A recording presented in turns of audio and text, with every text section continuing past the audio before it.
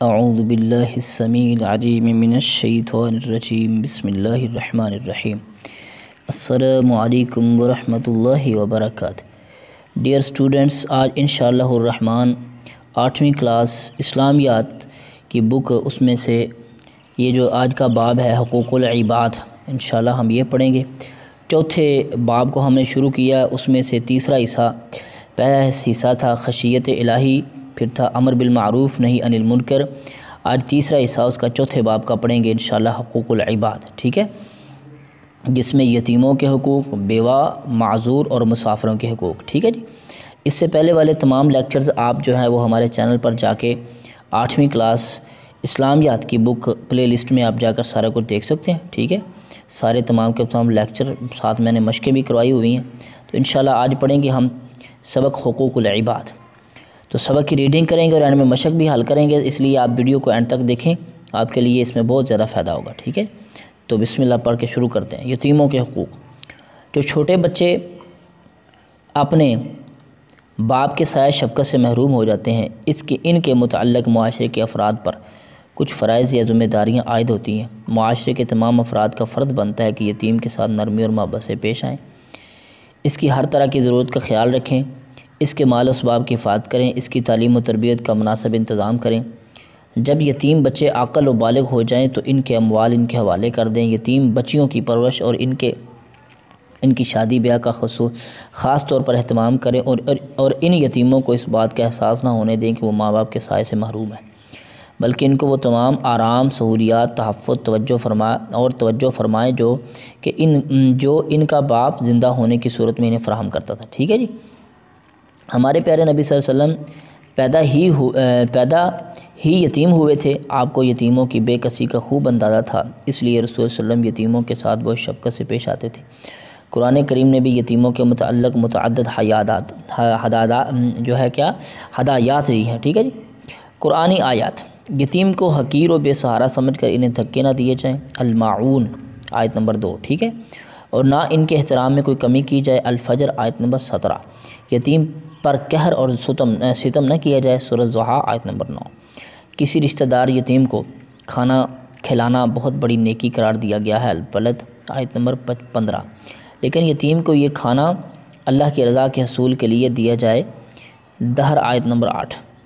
یتیموں کا مال اپنے مال میں شامل نہ کرو، بلکہ احتیاط اور ذمہ داری سے ان کے حوالے کر دو، وگرنہ یہ بہت بڑا گناہ ہوگا، آیت نمبر 2 النساء۔ لیکن نہ سمجھی کی عمر میں یتیموں کے مال ان کے حوالے نہ کرو، بلکہ ان کی پرورش بھی کرو اور ان کے مال بھی حفاظت سے رکھو، پھر جب وہ بڑے ہو کر سمجھدار ہو جائیں تو ان کے مال ان کے سپرد کر دو، سورہ نساء آیت نمبر 5 اور 6۔ یتیموں کے ساتھ انصاف کا معاملہ کرو، سورہ نساء آیت نمبر 127۔ رسول اللہ صلی اللہ علیہ وسلم کی تعلیمات۔ میں اور یتیم کی کفالت کرنے والا جنت میں دو ساتھ انگلیوں کی طرح قریب ہوں گے۔ مسلمانوں کا سب سے اچھا گھر وہ ہے جس میں کسی یتیم کے ساتھ بھلائی کی جا رہی ہو، اور سب سے برا گھر وہ ہے جس میں کسی یتیم کے ساتھ بدسلوکی کی جا رہی ہو۔ جو کسی یتیم بچے کو اپنے گھر بلا کر لائے اور اس کو کھلائے پلائے تو اللہ تعالیٰ سے جنت کی نعمت عطا فرمائے، ٹھیک ہے جی۔ نبی اسلام کے یہ ارشاد ہیں۔ صحابہ کرام کا طرز عمل۔ کسی یتیم کی پرورش کا سوال آتا تو ان کے لیے متعدد صحابہ کرام پیشکش کرتے، ٹھیک ہے جی۔ بدر کے یتیموں کے حق میں حضرت فاطمہ اپنے حصے میں دستبردار ہو گئیں، ٹھیک ہے، اپنے حصے سے، ٹھیک ہے۔ بدر کے یتیموں کے حق میں حضرت فاطمہ رضی اللہ تعالیٰ عنہ اپنے حصے سے دستبردار ہو گئے، انہوں نے کہا کہ میں اپنا حصہ چھوڑتی ہوں، یتیموں کو دے دو۔ حضرت عائشہ رضی اللہ تعالیٰ عنہ یتیم بچیوں کی پرورش کا بڑا اہتمام کرتی تھیں۔ حضرت عبداللہ بن عمر رضی اللہ تعالیٰ عنہما اکثر یتیم بچے کو ساتھ بٹھائے بغیر کھانا نہیں کھاتے تھے، ٹھیک ہے۔ حضرت ابو الاضحیٰ رضی اللہ تعالیٰ عنہ اپنے باغ ایک یتیم بچے کو ہبہ کر دیا، ٹھیک ہے جی۔ اسلام نے حکمرانوں اور قاضیوں کی ذمہ داری قرار دی ہے کہ وہ یتیموں کے اموال، مفادات و معاملات کی دیکھ بھال کریں اور ان کے سرپرست کے طور پر ان کی شادی بیاہ کا بھی بندوبست کریں۔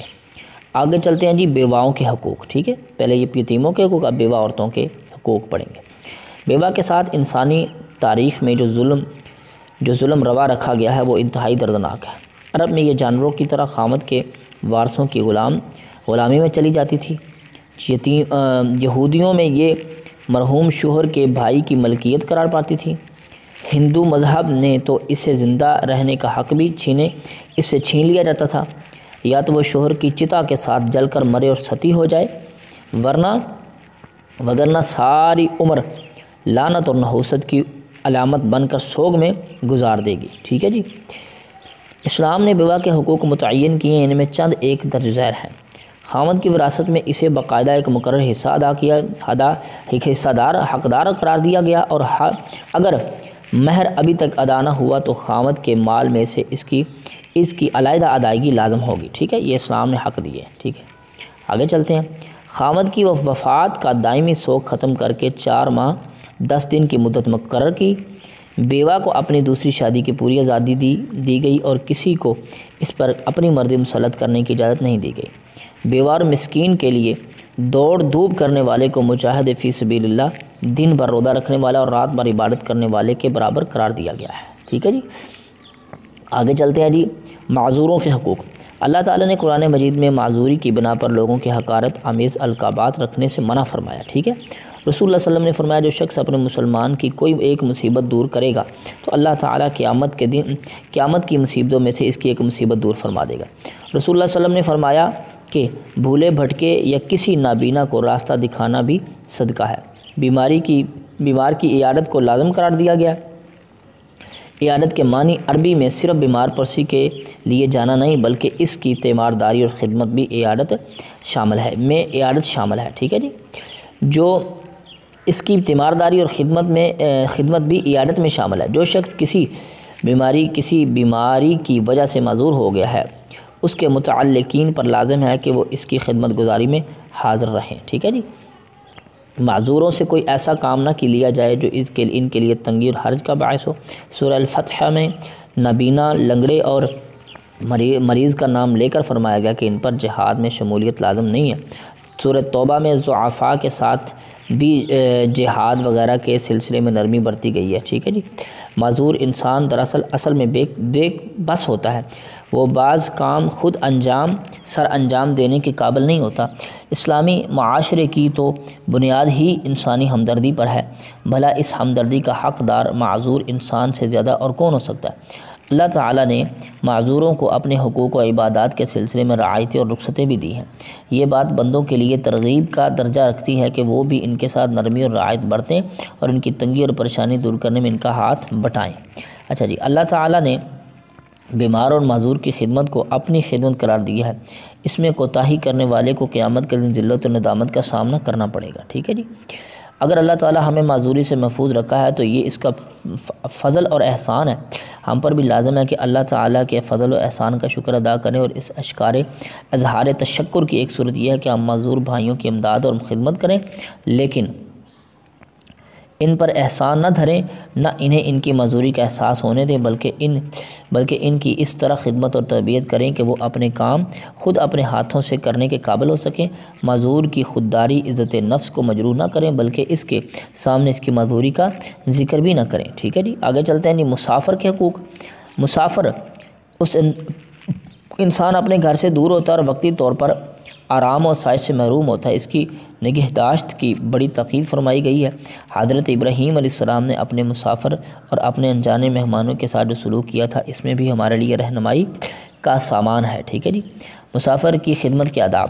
بات چیت کا آغاز سلام سے ہونا چاہیے، یہ ایک دوسرے کے لیے سلامتی کی دعا ہے، اور اس کے بعد کھانے پینے کا انتظام فوری طور پر کرنا چاہیے۔ مسافر کی خدمت کر کے خوشی محسوس ہونی چاہیے، اس کے آرام کا خیال رکھنا چاہیے، ہر وقت اس کے پاس نہ رہیں بلکہ اسے کچھ دیر کے لیے تنہا بھی چھوڑ دینا چاہیے۔ مسافروں کی عزت و احترام کا تحفظ بھی ضروری ہے، جس طرح حضرت لوط علیہ السلام نے اپنے مہمانوں کے احترام کی ہر ممکن کوشش فرمائی تھی۔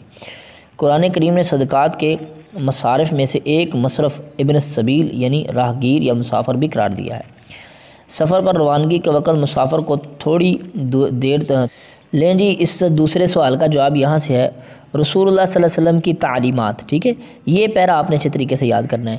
ٹھیک ہے، یہ کتنی لائنیں؟ 2 اور 2 4، بلکہ 4 بھی پوری نہیں بنتی، یہ ایک آدھی ہے۔ ٹھیک ہے، یہ اس کا سوال کا جواب ہے جی آپ کا دوسرے سوال کا۔ ٹھیک ہے، جلدی سے چلتے ہیں تیسرے سوال کی جانب۔ تیسرا سوال کون سا ہے؟ تیسرا سوال ہے جی، یتیموں کے بارے میں صحابہ کرام کے طرز عمل کی مثالیں پیش کریں۔ ٹھیک ہے جی،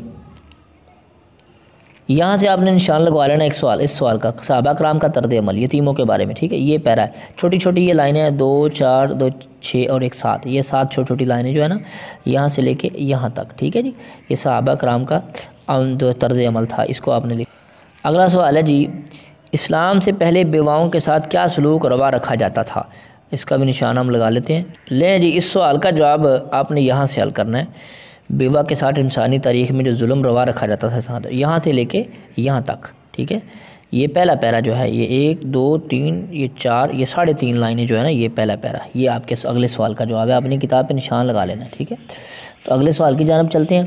آگے کیا ہے جی، اسلام نے بیواؤں کے حقوق کے سلسلے میں کیا ہدایات دی ہیں؟ ٹھیک ہے، تو یہاں سے پھر ہم اسی پیرے کے پاس چلتے ہیں، ٹھیک ہے۔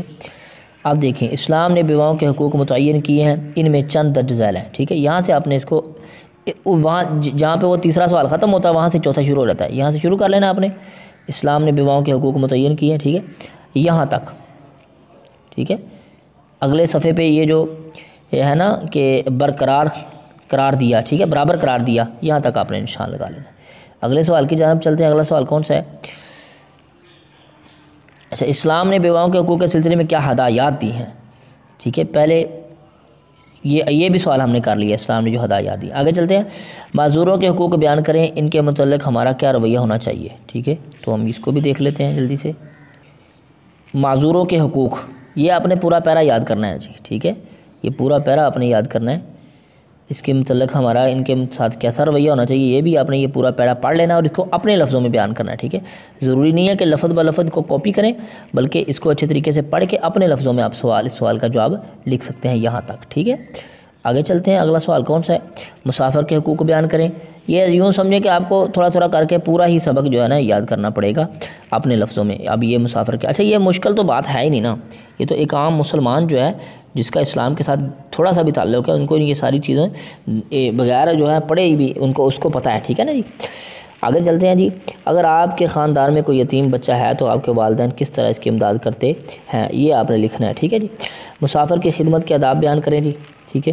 مسافر کی خدمت کے آداب سب سے آخر پہ ہے ہی مسافر کی خدمت کے آداب، یہ آخری پیرا چھوٹا سا، ٹھیک ہے، یہ آپ نے یاد کر لینا، یہاں سے لے کے یہاں سے مسافر کی خدمت کے آداب، ٹھیک ہے جی۔ آگے چلتے ہیں، اگلا سوال کون سا ہے؟ خالی جگہ پر کریں۔ ہمیں چاہیے کہ یتیم کے مال اور جائیداد کی حفاظت کریں، ٹھیک ہے، کیا کریں؟ حفاظت کریں۔ نہ سمجھی کی عمر میں ان کے مال ان کے حوالے نہ کریں، ان کے مال ان کے حوالے نہ کریں۔ مسافروں کے کھانے پینے کا انتظام فوری طور پر کرنا چاہیے، کھانے پینے کا انتظام، ٹھیک ہے۔ ابن السبیل کے معنی ہے راہگیر یا مسافر۔ اسلام نے خامد کی میراث سے بیوہ کا باقاعدہ حق قرار دیا ہے، ٹھیک ہے، حصہ مقرر کیا ہے، حصہ مقرر کیا۔ درج ذیل مطلب کہ دوست جو پر صحیح کا انشاء لگا ہے۔ حضرت عبداللہ ابن عمر اکثر ساتھ بٹھائے بغیر کھانا نہ کھاتے تھے، کن کو؟ ہمسائے کو، یتیم کو، دوست کو، یتیم کو۔